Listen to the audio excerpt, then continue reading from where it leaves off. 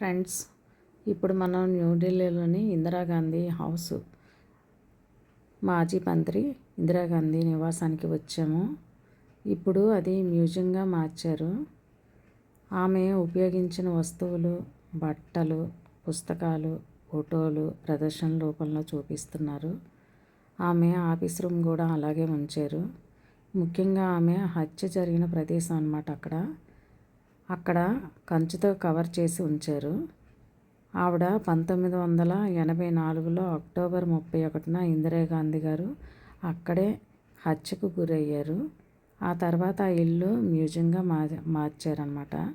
ఇందిరాగాంధీ నాయకత్వంలో దేశానికి చేసిన సేవలు ఎన్నో ఉన్నాయి అక్కడ. ఆమె చరిత్ర అంతా కూడా అక్కడ ఫొటోస్ రూపంలోనే అన్నీ కూడా అక్కడ అమర్చారు. చాలా రూమ్స్ అయితే ఉన్నాయి. ఉదయం 9:30 నుంచి సాయంత్రం 5 గంటల వరకు మనం ఎవరైనా న్యూఢిల్లీ వెళ్ళే వాళ్ళు చూడొచ్చు అక్కడ ప్రదేశం. ఆ హౌస్ అంతన్నా సోమవారం అయితే ఉండదు, సెలవు, అది మూసేస్తారు. ఇందిరాగాంధీ జీవిత చరిత్ర అంతా కూడా, ఆవిడ దేశానికి చేసిన సేవలు ఎన్నో, ఆవిడ అన్నీ కూడా ప్రతిరూపంగా అన్నీ కూడా గుర్తుగా ఉంచారు.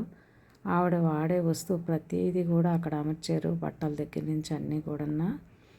ఇది ఒకటి మనం చూడాలి అంటే చాలా టైం అయితే తీసుకుంటుంది. ఇక్కడ చూసారా వస్తువులన్నీ కూడా అన్నీ లేవు, చాలా ఉన్నాయన్నమాట. ప్రతి రూమ్లో కూడా అన్నీ అమర్చారు, చాలా భద్రపరిచారు. చిన్నప్పటి నుంచి ఆవిడ జీవిత చరిత్ర మొత్తం అన్నమాట. పిల్లలు అందరూ కూడా ఉన్నారన్నమాట. చాలా ఉంది. ఇది ఒకటి చూస్తే చాలా టైం పడుతుంది. నేను చిన్న షార్ట్ వీడియోగా అలాగా అందరికీ చూపించాలి అని చెప్పి నేను చిన్నదైతే తీశాను.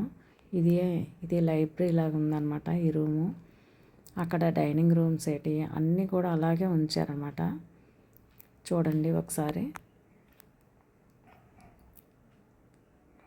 ఇవన్నీ చూసాము. నేను మొదటిసారి వెళ్ళాను అన్నమాట. ఇవన్నీ ఇందిరాగాంధీ గారిని అయితే నేను చూశాను చాలాసార్లు వచ్చేవారు. అవన్నీ నాకు గుర్తొచ్చాయి అన్నమాట. ఆవిడ హత్యకు గురైపోయి ఇలా అయిపోయింది రాజకీయం అంతన్నా. చూడండి రాజీవ్ గాంధీ రూమ్స్.